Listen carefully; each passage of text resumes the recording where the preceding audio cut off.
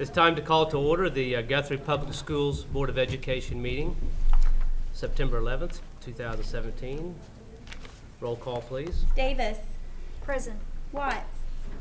Smedley. Here. Salee. Here. Pearson. Here. Pennington. Here. Bennett Johnson. Mr. President, we have a quorum. We stand for the Pledge of Allegiance, please. I pledge allegiance To the flag of the United States of America and to the republic for which it stands, one nation under God, indivisible, with liberty and justice for all. Would you please join us for a moment of silence?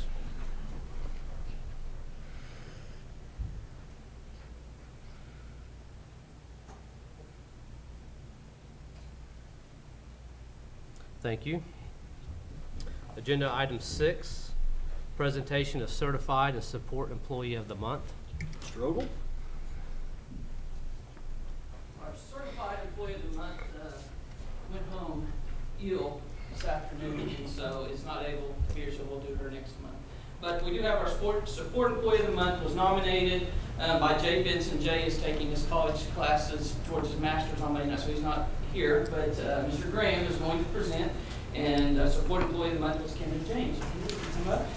Receive a plaque and a Lions $25 Sonic gift card. All right. This is what Mr. Benson wrote. I've been over Willow Creek as an aide in the past, a few years ago, so I know firsthand how challenging the job is. The aide is in charge of children from 7:45 in the morning until the end of the day with 0 breaks. They don't take lunch. They do have a recess. They don't have specials outside of when the teacher and aide supervise them. All day long, we're responsible kids and we love it. But it doesn't make the job any less tiring. On top of all that, Ms. Kendra has been great at reminding me of the procedures, rules, and activities that are unique to Willow Creek environment. She's getting used to having to work with a new teacher also, which isn't easy. Ms. Kendra has done nothing short of a stellar job in her transition to a new teacher and all the situations that entails. I can only say thank you so many times in a day, so I just wanted to nominate her so that she could get the recognition she clearly deserves.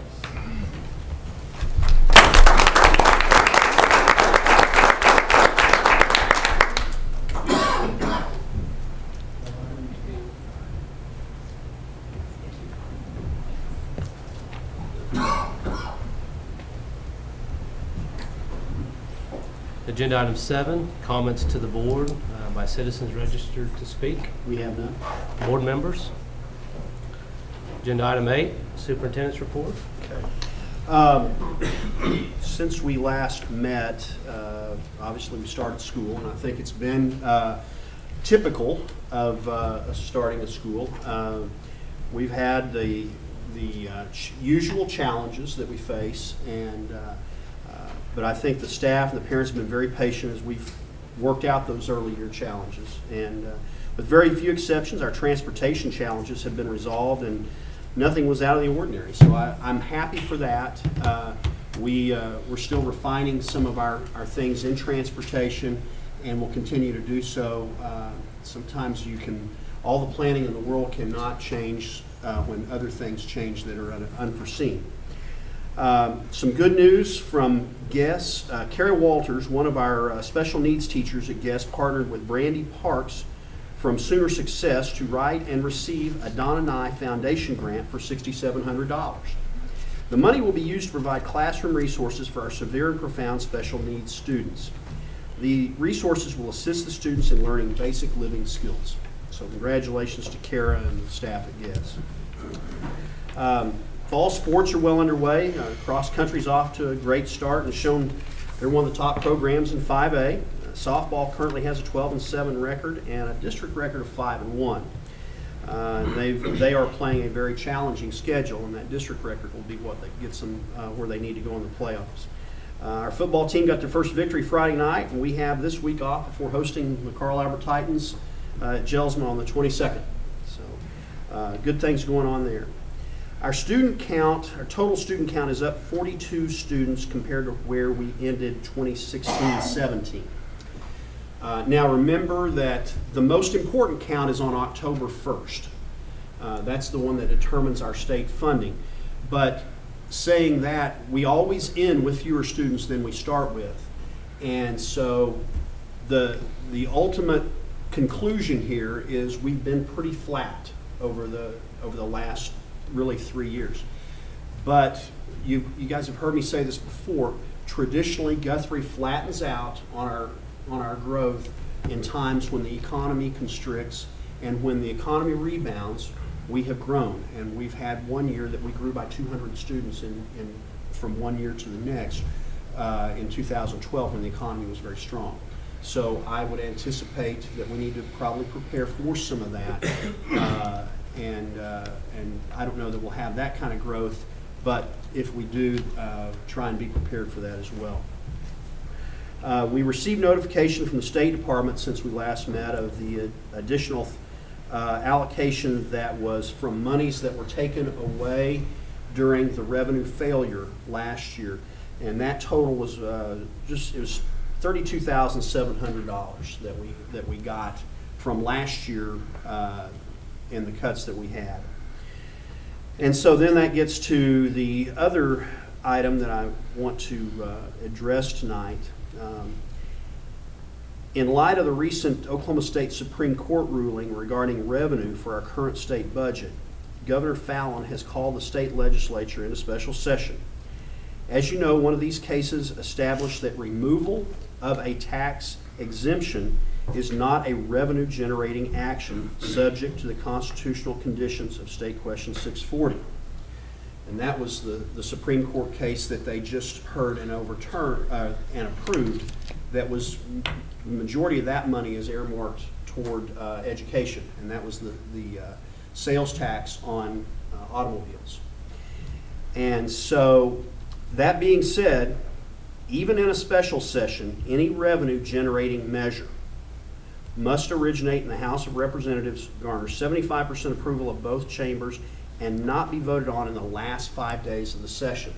So if they are going to propose any revenue-generating items, and that's, take away the sales tax exemptions that they could reclaim.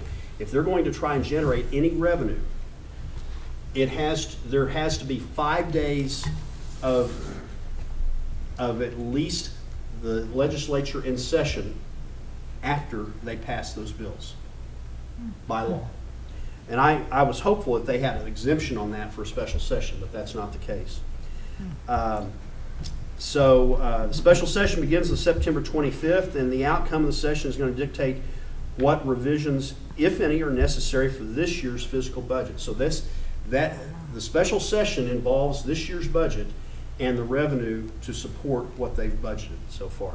So that's my report. Well, thank you. Wow. Agenda item 9, presentation on ACT High School to College Success Report for 2016 to 2017 by Mr. Doug Ogle, Assistant Superintendent. First off, I'd like to apologize to the curriculum committee. This was not approved until after the meeting, or I would have had that so we could have discussed that in committee meetings. But we'll start off here. Our lovely high school, great picture there, and we're going to look at our 5-year trend data. Maybe. Okay, there's our district from 2013 to 2017. One of the things that the state started 2 years ago, is that right, Chris, where every student that's a junior can take the ACT for free one time. And so, as you can see, those numbers really started going up and really shot up from 2016 to 17 by 37 students. A lot of the students that would take the test were those students that wanted to go on to college, and so now we're able to offer it to anybody that wants to take it. So if you paid attention to any of the news, the next slide will show how much the state has grown, and I know that our state superintendent talked a lot about this is what she was wanting to show where we were at in the state academically by a standardized test. So our 5-year trend from the state. As you can see, it was 28,988 in 2013. Skip all the way to 2016, 32,854. And then in 2017, we jumped almost a little over 9,500 students that were given the test. And so one thing that you're going to notice is, and the news really hit on it, is when you're having that many more students take the test, the average is going to go down a little bit because of the fact now that the students that were taking the test before that were probably maybe the ones that were planning on going to college. Now you're getting everybody taking the test, and so you're going to see a little bit that the averages dropped. So we'll start with English. You can start here at 2013. District was 19.1, and the state was 20.4. We were gradually kind of climbing from 2013, 14 we didn't really move, 2015 we were growing, getting closer, and then we had a dip in 2016, and then 2017 you can see the state was 19.8, it dropped to 18.5, and you can see we dipped right along with it. And so really it was pretty flat when you consider that the state dropped and so did we as a district. One of the things I would say with the 2016 and 2017, that was when we had the big, where we had let go some staff and didn't rehire some positions back because of budget cuts. And I would like to think that that probably has something to do with it just because our student-teacher ratio went up. And so one of the things that I know that we've talked about, Mr. LeGrand and his administrative staff, is what can we do to help prepare, and we'll have Mr. LeGrand talk a little bit about that at the end of this slideshow. Math, you can look at the same thing, 2013 to 2015, we're climbing on it. And then last year, 2016, we took a step back. And then once again, if you look at 2017, we're at 17.7 and the state was 18.5. Still pretty flat. We did come up a little bit, about 0.2 of a point towards getting back to that state average where we want to be or better. And so, like I said, one of the things that we talk about is what can we do to help our students now that we're testing more to prepare for the ACT, and we'll talk about that in a minute. The reading, once again, it's kind of the same format, 2013, 2014, we're climbing. 2015, we kind of peaked up right there. We're right at state average. And in 2016, we dropped down a little bit.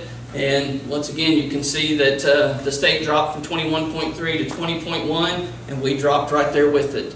And so still pretty flat in there. We're just not moving that needle, and that's one of the things that I'm concerned with, is we want it to be gradually getting to that state average and getting higher, but we've just kind of been stagnant the last 2 years, and so that's one of the things we're looking at hard of what we can do to get that changed.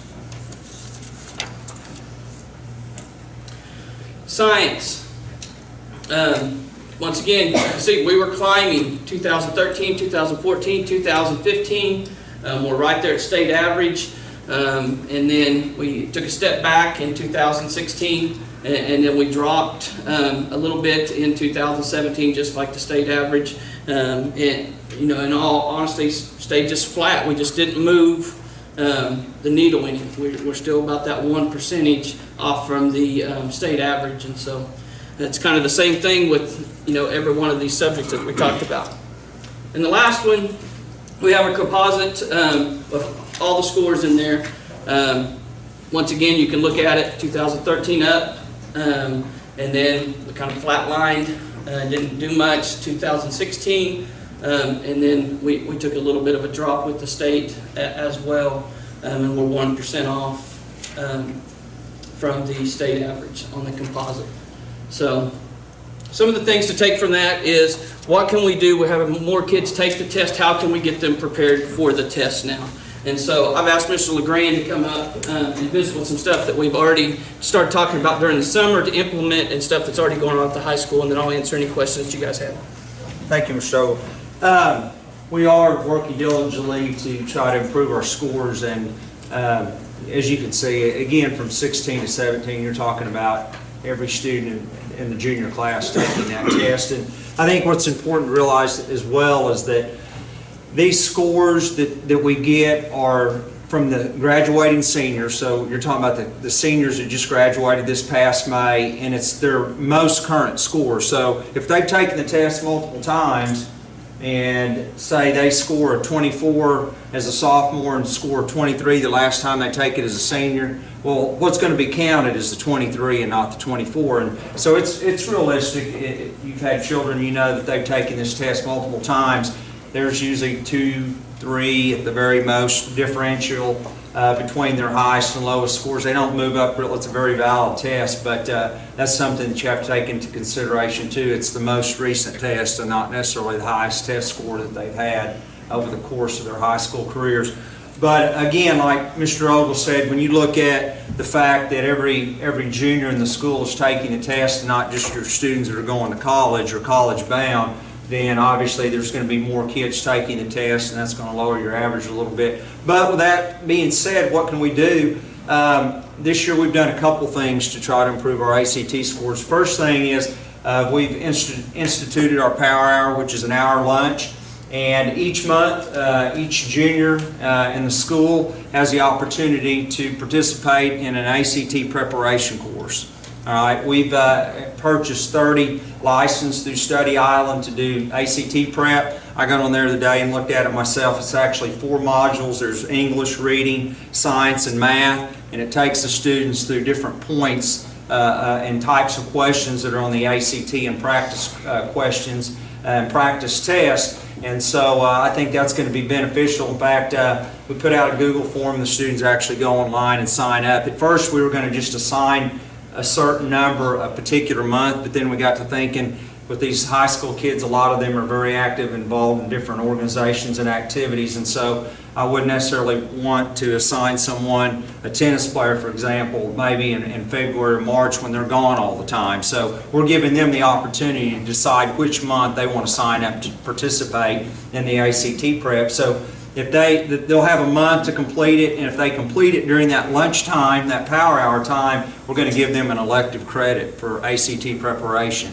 And so we're excited about that, and we think that's going to help them prepare for the test. Another thing is in math class, we're getting to the point where we're going to give them time tests. This is kind of a transition from the EOI state test, which were untimed. They had as much time. You can have 3-4 hours to take a test until you're finished. The ACT is a time test, and for example, the math, it's 60 questions in 60 minutes. And so you've got to learn how to manage time and to realize it's not unlimited time. So that's kind of a change in a mindset, and we'll work on that as well.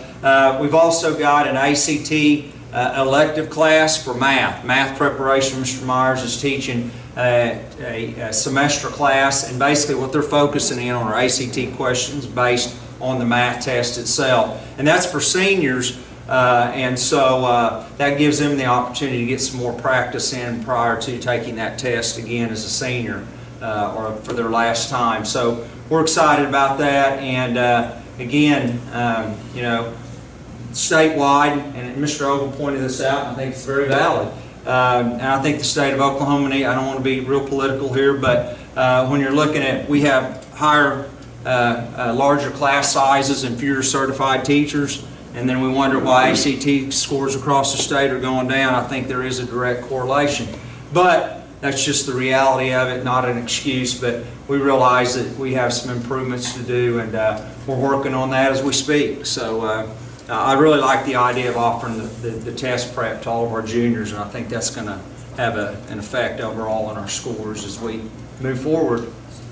Go back to this again, Chris. You said the test is just the seniors, or last time Yep, they the took it? seniors. So it's got nothing to do with the juniors taking this in any of these? No, but if they took it as a junior and didn't take it as a senior, it's that junior score. Okay. It's the most recent score. Of the senior. Okay, Yeah. of the seniors. The most recent score. But if you're a senior and you took it as a junior, Your junior score is what, if you didn't take it as a senior, your junior score is what counts in this. Okay. The Right. last score of the Last senior. score. The most recent score. And some of these, Okay. they may not take it again as a senior. They just took it once when it was free as a junior, and they may not take it again as a senior. So how many are actually participating in it now? In the Power Hour opportunities? Yeah, and what we have is 30 site licenses, so basically 30 kids can get on during that time. But it's an online program, so they can actually go home and work on it at home as well. How many do you have doing that? Right now, I think we've got 15 that have signed up for the first one in September. As we kind of go through October, November, there's more of them that have signed up. But this initial, I think they're still trying to get back into the swing of school.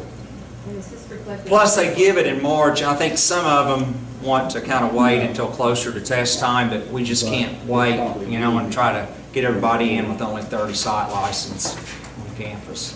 Well, isn't there test dates in October and December? Yeah, Mhm. okay. Right, but the one that's free for all the juniors will be the one in It's- March. It's in March. Yeah. every month. It was, I think, early April the first time and very late March the second time they gave it, but it's after spring break. Any other questions for Mr. LeGrand or Mr. Ogle? Thank you.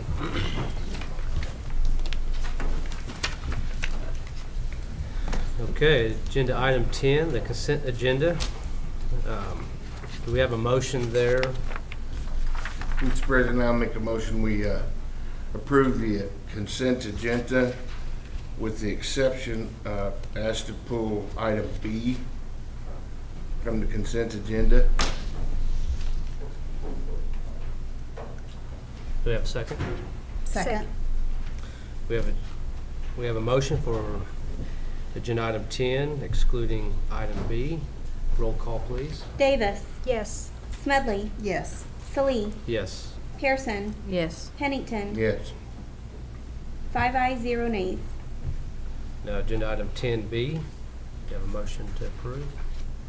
I make a motion that we approve consent agenda item B. Second. Roll call, please. Davis. Yes. Smedley. Yes. Salee. Abstain? Pearson. Yes. Pennington. Abstain. Motion passes with 3 ayes and 2 abstentions. Agenda item 11, the business agenda. Item A, recommendation, consideration, and action upon gifted and talented committee for 2017 to 2018. This is an annual item that we approve as a board, and the recommendation is on page 42 of your packet. Ms. Walters can answer any questions you might have. Do we have a motion? I make a motion that we approve the gifted and talented committee for 2017-18. Second. Is there any discussion? Roll call? Davis. Yes. Smedley. Yes. Salee. Yes. Pearson. Yes. Pennington. Yes. 5 ayes, 0 nays. Agenda item 11B, recommendation, consideration, and action upon professional development committee for 2017 to 2018. Again, this is an annual item that we bring to the board for their approval, and it's on page 43 of your packet. Ms. Walters can answer any questions. Recommend approval. I make a motion that we approve the professional development committee for 2017-18. Second. Any discussion? Roll call? Davis. Yes. Smedley. Yes. Salee. Yes. Pearson. Yes. Pennington. Yes. 5 ayes, 0 nays. Agenda item 11C, recommendation, consideration, and action upon contract with the Stacy Group for architectural services for 2017 to 2018. This is, their contract is up for renewal. It can be found on pages 44 through 53. There are no changes to their fees from previous contracts, and recommend approval. If there are any questions, I'll be glad to take them. Do we have a motion to approve? Make a motion that we approve the action upon contract with the Stacy Group for architectural services for 2017-2018. Second. Is there any discussion? Is this the appropriate time to ask where we are on the status on the school? Yeah, Let's do that when we consider the change order. okay. Any further discussion or questions? Roll call, please. Davis. Yes. Smedley. Yes. Salee. Yes. Pearson. Yes. Pennington. Yes. 5 ayes, 0 nays. Agenda item 11D, recommendation, consideration, and action upon the 2017 to 2018 estimate of needs as prepared by Putman and Company, PLLC, and 2016 to 2017 financial statement and the authority to publish the same. This is the annual item before we approve the budget that goes to the county to demonstrate our estimate of needs. Pages 54 through 104, been prepared by our auditor, and Ms. Chappell will answer any questions that you might have. I move we approve the 2017-18 estimate of needs as prepared by Putman and Company, PLLC, and the 2016-17 financial statement and the authority to publish the same. Second. Any discussion? Roll call, please. Davis. Yes. Smedley. Yes. Salee. Yes. Pearson. Yes. Pennington. Yes. 5 ayes, 0 nays. Agenda item 11E, recommendation, consideration, and action upon approval of agreement with Finco Geodemographics LLC for 2017. This was, recommendation comes following an RFP for demographic services, and recommendation after review of the submittals was to employ Finco Geodemographics, and Alan Fincham is here from Finco. If you guys have questions or anything of him about the scope of work that he will be performing for our district. Alan, you want to come up?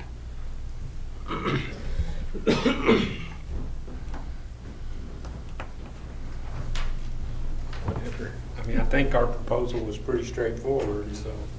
I do have one question. Sure. The financial projection analysis, you indicate that Finco will provide services for student growth up to 5 years, which will include 1-2% increases in the kindergarten class for each subsequent year of the study period. So I guess I was a little surprised to see that. Are you already making some assumptions on the growth rate in Well, those that's areas? kind of a standard. We probably, based on what I just heard, we might cut that back a little. But I'm 42 for the whole district's a pretty small number. But I'm assuming that part of your work will be to try and make a more accurate prediction there. Yeah, Or oh, you, or yeah. you just, That's a estimate of what we would do. I mean, when we did, locally, we've done Stillwater and we've done Jenks. And we've done a number of population projections in Missouri that aren't entirely valid for this situation because some are suburban Kansas City. So it'd be like estimating Edmond or something. But most of the districts around here, especially the smaller ones, tend to be growing at about that rate or staying relatively stable. So we tend to have a stable and then a 1 and a 2 so that you as a board and Dr. Simpson can decide which one best fits your needs, is what we try to just give you 2 or 3 options so that as the period goes on, you can feel somewhat comfortable with what's coming. And based on the 42 number, what's the total enrollment? We're right at 3,400. 3,400, so 1.5%. That's, yeah. Yeah. Okay, tell me how you take your crystal ball and determine growth. How, I mean, a year ago, not a single one of us would have been able to determine that out at Forest Hill Roads and Sooner, that there was going to be this housing addition that's going in that's going to be mammoth. I mean, how do you determine that? How do you determine, Well, how do you work with the free and reduced lunches? I mean, how do you do this? It's just, haven't done it a bunch of times for Stillwater. I mean, we've done this 5 times for Stillwater and population estimates. And we've done rezoning for their elementary schools 3 times. And it's just kind of having a feel for what the state's doing, but it's also, you can't entirely guess on something like that. If you have some indication something's coming, then you play it in. We also have found problems in census data. The census projects this out too, not the federal census, but then you have to tweak on that because in Jenks they kept thinking they would have 100 more kids than they were seeing, Well, they were putting growth in where Oral Roberts is. And that's a bunch of young women who, under more normal circumstances, you would predict would be high growth. You know, they'd have lots of kids. But they don't, because it's a college. If, you know, you don't see growth of elementary school population there. And it's just growth in the state in its general has hovered between 0.5%, 1.5% for about the last 10 years. Now, a large subdivision, you don't know that till it happens. You're right. There's no way to absolutely know that. It's just trying to ferret it all out as you go. Okay, and so you've done this, and just tell me what happens, because it will happen in our South County with our new school. Kids are going to start going to that school, and we're going to have growth out there. We know it's going to happen. Yeah. And in 2 years, all of a sudden, a bunch of those kids who are going to that school aren't going to qualify to go to that school anymore. I know you've seen that happen. Tell me, just out of what happens in the community when it happens. Qualify to go to that? Because there's going to be more additions, growth well, out there, and actually, so they're going to get moved out of that school. Yeah. How does this community react to that? I just want to know, because it's going to happen. I know it's going to happen. It's not always pretty. I've gotten some pretty nasty phone calls in Stillwater. I mean, we as the board, I just want to know how we're going to prepare for that, because we know it'll happen. Oh yeah, it'll happen. Our hope is I would probably try to build your zone for that school in particular to expect a lot of growth. My son lives in Edmond, and so I know what's going on down there. And you know, we're right over the border, so the growth is spilling over into this county to some extent and into this district. And I would expect we'd probably put a 3% growth on that one too, just to see what it looked like, and probably project our line on that one to make sure you stayed under capacity for the building. That's through the 4 to 5 years that this plan would be good for.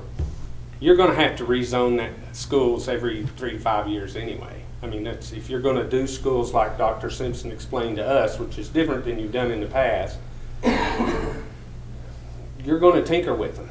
If you don't, you're going to end up with a problem that led to nasty phone calls to my house in Stillwater, because we had a school that had 685 students assigned to it in a building with 510 seats. And because they didn't rezone the schools for 20 years, because it was a political nightmare, and nobody wanted to deal with it. And I dealt with it, and I heard about it. And I had people claiming I was doing it for my own kids. My son was 21 years old at the time. I didn't care. You know, it didn't make any difference to me. But yeah, that's just something you got to live with. It's going to happen. When you have to zone kids out of a newer school, you're going to take their parents off. That's life. Now, what you can do is grandfather in the kids that are there, and this is what I've seen happen in several districts that we've talked to, is the kids that are there, you try to grandfather them in, but don't let any others come from outside the district. The other thing is, and we've worked with districts that don't do this very well, is making kids stick to the lines. In Stillwater, they let 20% of the students move. It makes my job very, very, very hard. In-district transfers, correct, from one elementary to another. Yeah, and it's maddening, because I can't account for that. The other thing I can't account for in Oklahoma is homeschooling, because they're not required to tell us how many, nobody has to turn that in, the parents don't. And so I don't know how many kids that we think live in your district aren't coming to your school except based on your enrollment. And so projecting for that's kind of difficult too. That was one of the questions I had was, I'm sure I know there's a large population of homeschool, private school students in the south part of the county. How or how can you measure the impact that new school will have on recruiting some of those students? Do you make any attempt to do that at all? I think if you're talking about parents who are sending their kids to religious schools, it's not going to make much difference. If you're talking about parents who are doing it because they didn't want to drive their kid up here, okay, maybe, but that's hard to tell. We probably run primarily off the total possible enrollment for our primary numbers. As part of my, some of my questions surrounding this study is, that's an unincorporated part of the county. There's no zoning. I would think that makes it a little more challenging trying to is. predict the growth. We all know growth is going to continue to accelerate. And In that it area, probably I will think it's accelerate fast. exponentially based on the new school being there. So are you able to measure that? Because, My versus- experience is that doesn't really happen as much as you think. Okay. Stillwater built 2 new schools, and they haven't seen much change in their districts. Okay. Now, that's built-in bias on schools. I think it will happen in your district to some extent, but I think the growth will be the growth, because people still have to buy houses and move in the area. And if they can't afford to, or they don't want to move to that part of town, they're not going to go there, or that part of the district. They're not going to. Now the question, and I think one divider you have is that line between your district and Edmond. And how many people, when growth occurs, are they going to want to stay on the Edmond side of the line, or are they going to come on this side of the line? That's a big question mark. We've done a little work for Edmond, not in this area, and I don't So think then they it's- expect to lose students, Yeah. to be honest. So then as you look at the district as a whole, I assume then you will be looking at each future neighborhood school, and then you try to accurately predict the growth model for For those that areas, school. and then design the boundaries based on Yes, that? yes, and I would probably, to be honest, I think we would be pretty conservative with that school down there because of growth. I think that's where your growth is. I don't think you're gonna have much, if any, up here. And see, that's, I guess, one of the reasons I've kind of questioned the need for your services is we know that's where the growth is. Yeah. I'm not sure we're going to have any in town, but I guess you attempt to answer that question then. We try. And a lot of it's based on experience, having done this before. A lot of it's based on the population projections we've done, not only in Oklahoma, for a number of districts, but in other states as well, and watching their growth. And I would be shocked if your growth in that part of your district was more than 3%. I think I really would. another item. Unless you're telling me they're gonna build 600 houses down there, and they're gonna be lower income houses. Because if they're not lower middle income houses, that's not starter homes, that's not little kids, that's not elementary school kids. If you're talking about upper middle income houses, those tend to be junior high and high school kids. People whose careers are a little more set, they make a little bit more money, and so they're not sending their kids to elementary school, they're sending their kids to one of your other schools. How does your proposal, when you talk about stabilization or equalization of free and reduced lunches, how do you draw a line based on a socioeconomic group? Well, we know the income level of every block group in this district. We'll have that. That's not a problem. And I mean, it's a generalization, obviously. Not everybody that lives in the zone fits the demographic of the average, but they're pretty good guesses of where people are that are going to be free and reduced lunch and where they're not. And we also take the past trends of your school. We'd like to have as much data backwards as you have for your district, so that we could see how many students you had and where they lived, if we can get that. And that helps us say, okay, what's this going to look like going forward? Not entirely. I think that's a special case down there that we're going to have to play with a little bit. But I think to your point, Alan, the other part of this that is, that really supports what he just said, one of our greatest areas of growth has quietly been on the west side of town with some housing that has been built, designed for lower income families. And we see that, obviously not with how we parcel out our students right now, but we see that with the transportation shuttles, where we are shuttling kids in growing numbers to the west side of town, to Cotterill. And Mr. Graham has had to handle that load as it has grown in the 5 years that he and I have both been in the district. And I think that is something to. Well, that's a Dr. telling Fincham. story that I was not entirely aware of, but obviously since we hadn't started yet. But, yeah, if you've had a large lower income housing, you got to think about transportation too. That's the other thing we try to bring into the gauge is transportation from the standpoint of your buses.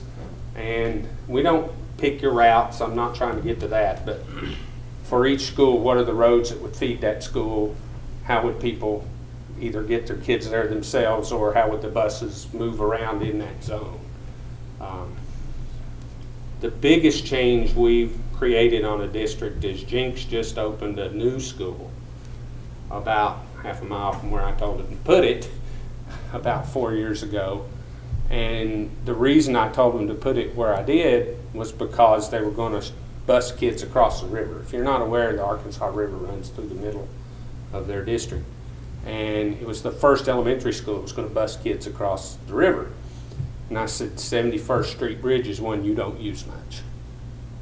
And that's a nice, wide, high-capacity bridge, and you're going to be working against it, against the natural flow, because in the morning you're going to be coming west, and commuters are going to be going east. And so you're not even going to be in a traffic jam. All you need is a red light wherever your school is, so that your buses can turn. And that, yeah, they did what we told them, and they seemed to be pretty happy with it. So, but ultimately, I'm not, could you do this yourself? Yeah. Politically, do you want to do this yourself, or do you want to blame me, the nameless company? So that and there's no phone number for Finco Geodemographics, so, but people figure out who it is. But I think that's part of what some school districts want, is they want somebody else to blame. I'm not going to lie. You really believe that that's the case? Yes. I think that's part of the case. I don't think that's a bad thing. I think they bring in people who've done this before because they're concerned that they may miss something. But I think they're also trying to, you guys are elected. Okay, I'm ready. That's the other part of the question. The reason I was asking you that is because I have been asking people about this, and their responses, whether it was the 15,000 or not, was the political issue of it. Yes. That Well, that I'm there is not there going to is give you one no that there is a option. political side to There this is a too. That political there's side to this. that I does will the give board you want to take the full responsibility of this, or do they want an outside opinion? And I was very surprised that the people I talked to said you really need to think about whether you really probably want an outside opinion on this, and don't for your own sakes as a board. And that really surprised me that I heard people tell me that. No, Okay, I think- I wasn't the crystal ball. I Having still done don't it- understand how you can do this. Okay, Well, then that's I wasn't trying to be sarcastic. Spend It's 3 hours how do you do talking it? about it, but I But don't think that that's brings what up my other question. I have to ask it now. Are we going to? Do you think we're going to open the school next year? Because that's whether we need to be worried about this yet or not. I'm sorry, but that's still got to be a question that we need to be answered. I'm looking at our construction. I mean, I got to be honest with you. If this is not an issue, if we don't think we're going to be close to. I wanna be say ready or something there, not. too. I guess the last thing I wanted to hear was boards make these decisions in order to dodge. I'll give political- you options, you pick them. And quite frankly, that's what we are elected for. I'll take the bullets. And so what I'm looking at and struggling is, I want you to give a good value proposition of why we should have this demographic study, not so that you can give me political cover. I don't need that. I don't, And so now I'm really got a bad feeling about this, quite frankly. The board, we are at a stage of trying to develop our next long-range plan. yeah. And as we do that, we need very good statistical data on where the growth is going to be, where the classrooms need to go. That's what I'm after. I don't want to hire you to give me cover. Well, I'm And I not, don't- so- when I said that, I don't mean it exactly like that, but I think yeah. some boards want that. But I also want to give you the best data we can find and the best data set we can put together to show you where the growth would be. Now, I do think your district is unique because you're gonna have this one school down there that's gonna be in a block. And then you're gonna have these other 3 up here, and basically, you know, it's gonna be some sort of pie out from those. I having Right. looked at the map several times since this started, I'm thinking, it's gonna be, you might have 5 or 6 variants of the pie, but it's gonna be pies. One thing about. Unless you this, plan to move some schools. You know, you Long guys as a board know that I'm not afraid to take a bullet or two, but I've never done this before. And that's why I thought as a district, and Dee's never done this before, and Dee and I have been working on this for 5 years now, trying to see what our capabilities were. And that's where I landed, was I felt like we needed some help on that so that we can get it right. Now, to Janae's question, Charles, this is Charles Wash. He's with W.L. McNatt. I'll move over here. Because I think he's your political problem now. Charles, Thank just- you for answering my just question. if you can help us on this discussion, and then maybe we can turn to the change order and stuff when we get to that part of the agenda. But, okay. Do you want to? We will and still have been pushing to give you that school by the start of next school year. We've run into some obstacles, that some very uncommon circumstances. So we're forcing through them as fast as we can and are back up and rolling. It did put us a little bit behind, but we've found some areas where we could push some speed back up. So start of next school year is still doable. It is going to be very, very tight, and I'm not going to make any bones about that one. But our plan to this date is still going to be to get it to you by the start of school. I just feel that, you know, his services are gonna take 3 months. So I don't know, and with the 35 rain days that we've had on construction, I mean, maybe this is something we just need to table and think about. And just that way we might have a better sense, time-wise, where we're at. It's not gonna take him that long to do the study, if we do the study. And it gives us a little bit more time just to kind of absorb this. Because I honestly wasn't expecting that large of a fee amount for that when we know where our growth is going to be right now. So, I don't know, I think maybe it's something we need to table. And I can tell you that I would vote no now, because there's not a thing in the world I'm gonna do to hire for cover. Well, I mean, I just can't do it. I don't wanna do it, and I won't do it. And I think if anybody does it for that reason, it's ridiculous. $15,000 could pay these people more money. And I'm gonna vote no. Mr. President, I make a motion that we table this till next meeting. Second. We have a motion and a second. Any further discussion?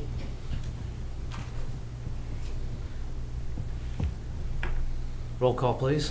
Davis. Yes. Smedley. Yes. Salee. Yes. Pearson. Yes. Pennington. Yes. 5 ayes, 0 nays.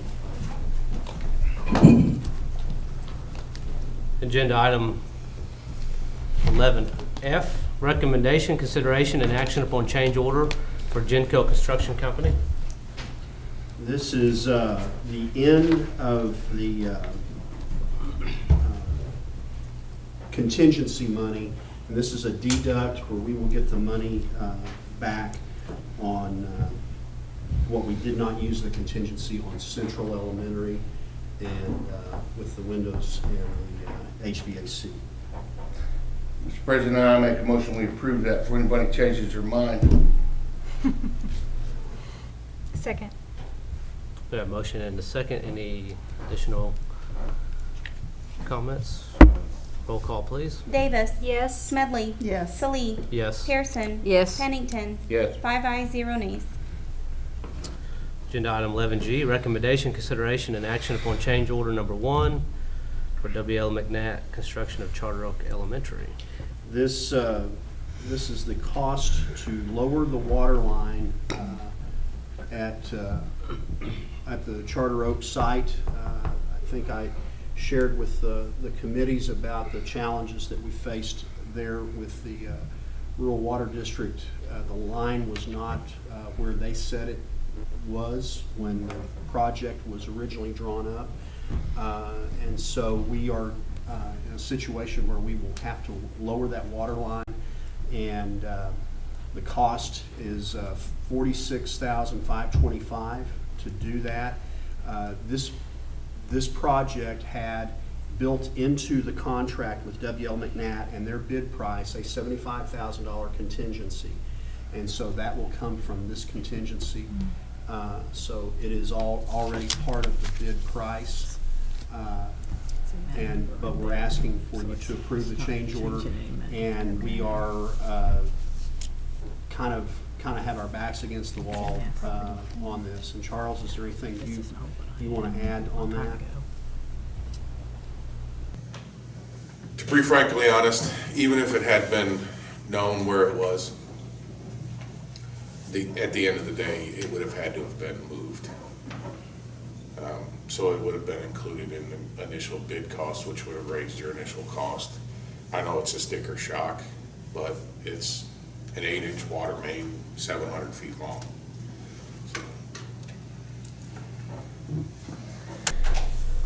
Mr. President, I make a motion we approve agenda item G. Second. Any further discussion? We have a motion and a second. Roll call, please. Davis. Yes. Smedley. Yes. Salee. Yes. Pearson. Yes. Pennington. Yes. 5 ayes, 0 nays. Agenda item 11H, receive bids for the purchase of $3,200,000 building and equipment bonds, Series 2017 of the district, and vote to award said bonds to the lowest bidder complying with the notice of sale and instruction to bidders. Mr. Wolf? Yes.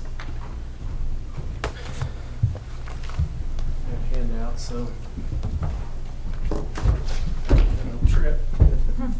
This is the actual results, and this is comparisons with other deals sold today.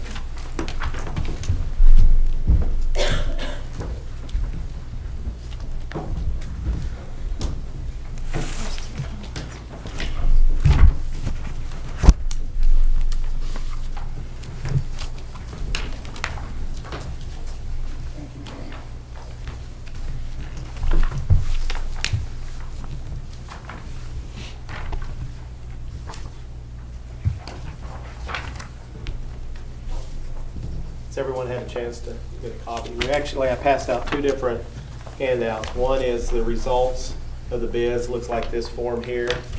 The second is in landscape, which is a comparison of your bids against other bonds that were sold today that are of similar size, maturity, and credit. And first thing I want to address is you had a sale this morning at 11 o'clock. You had 5 bids on these particular bonds from 5 different banks and or broker dealers.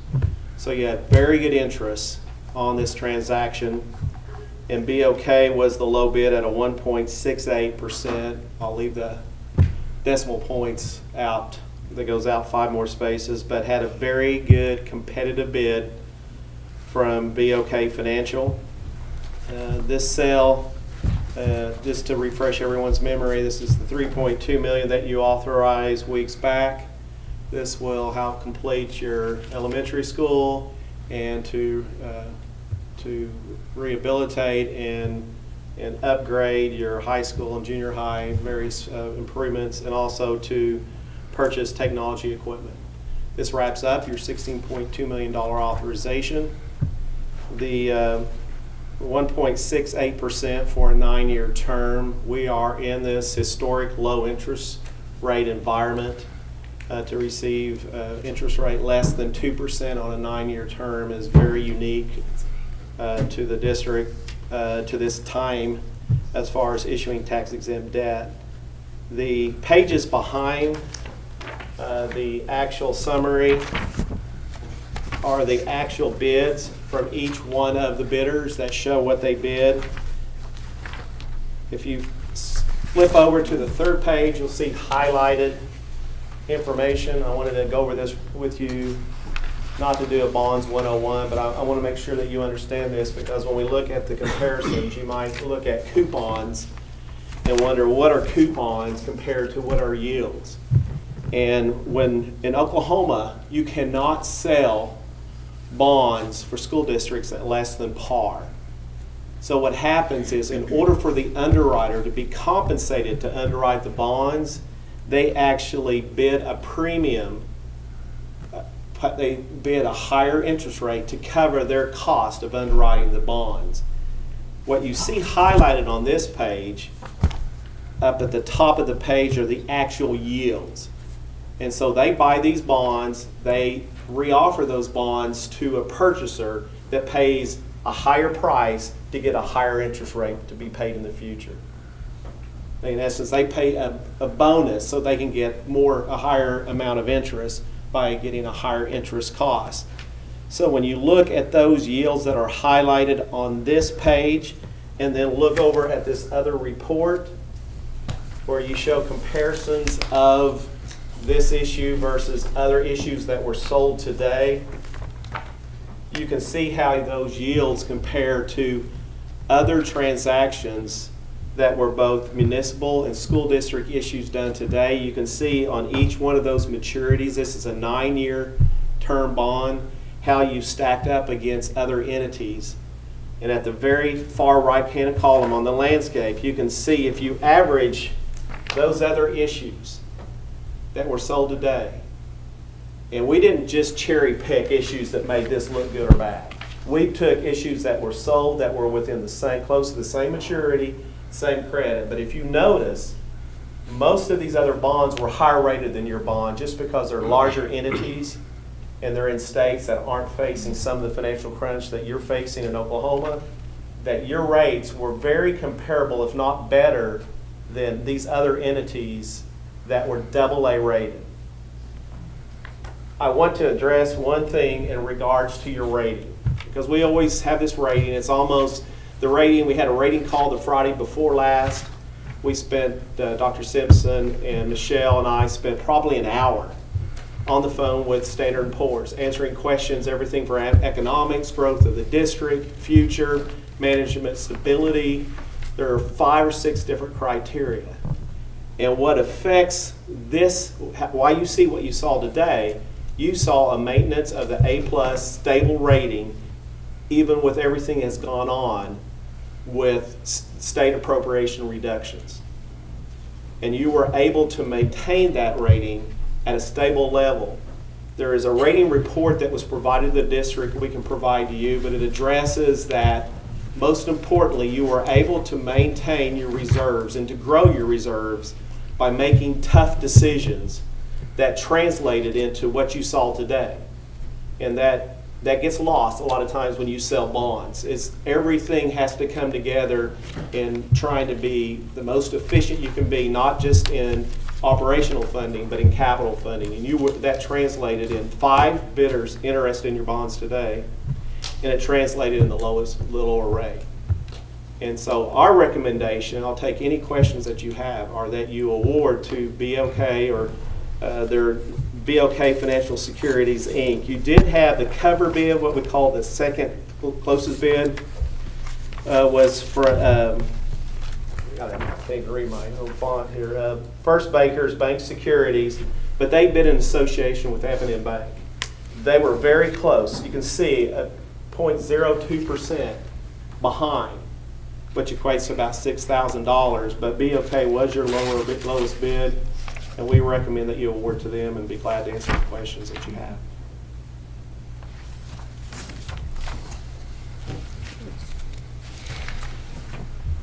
Mr. President, I make a motion that we accept bond council's recommendation and complete the sale with BOK Financial for our bonds. Second. second. Any other discussion? Roll call, please. Davis. Yes. Smedley. Yes. Salee. Yes. Pearson. Yes. Pennington. Yes. 5 ayes, 0 nays. Agenda item I, consider and vote on resolution providing for the issuance of general obligation bonds in the sum of $3,200,000 by Independent School District Number 1, Logan County, Oklahoma, authorized at an election called and held for such purpose, prescribing form of bonds, designating bonds as building and equipment bonds, Series 2017, providing for the registration thereof, establishing the school district's reasonable expectation with respect to issuance of tax-exempt obligations in calendar year 2017, and designating bonds as qualified tax-exempt obligations, approving the form of a continuing disclosure certificate provided for the levy of an annual tax for the payment of principal of and interest on the same, and fixing other details of the issue.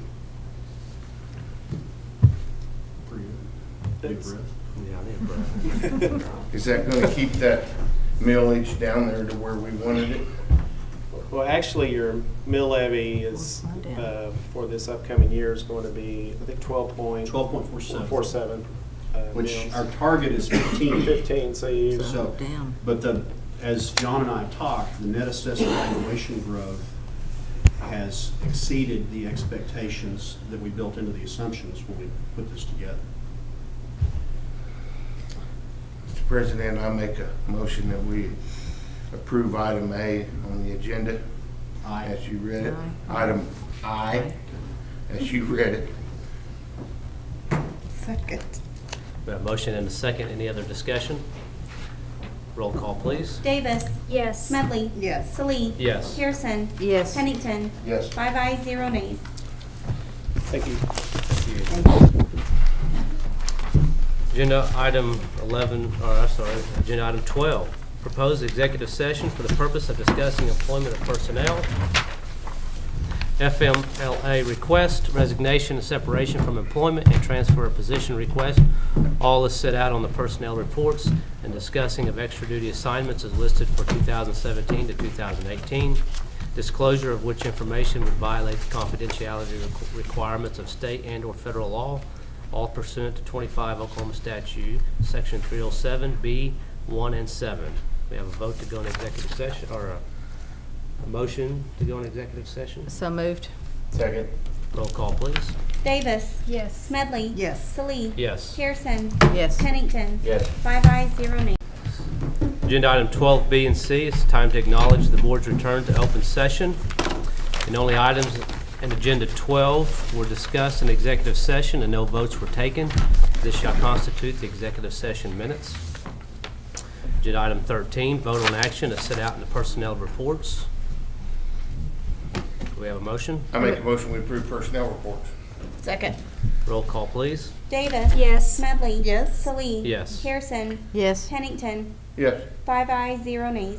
Agenda item 14, action upon recommendation of extra duty assignments as listed for 2017 and 2018. Do we I have a move motion? we approve the extra duty assignments listed for 2017-18.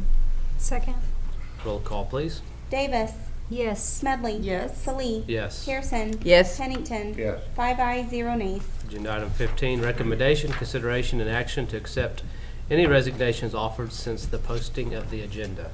Mr. Vice President, I have one retirement letter for our consideration. It is Eva Cordero, who has over 29 years of working on her ELL program, and she wants she's indicated she plans to retire at the end of the school year, May 25th. Recommend approval. We have a motion to accept the resignation, the retirement. I make a motion that we accept the resignation of retirement for Miss Eva Cordero. Second. Roll call, please. Davis. Yes. Smedley. Yes. Salee. Yes. Pearson. Yes. Pennington. Yes. 5 ayes, 0 nays. Agenda item 16, discussion of possible action on new business not known about or could not have been reasonably foreseen at the time of the agenda posting. We have none. We have a motion to Mr. adjourn. President, I make a motion we adjourn. Second. Roll call, please. Davis. Yes. Smedley. Yes. Salee. Yes. Pearson. Yes. Pennington. Yes, ma'am. 5 ayes, 0 nays.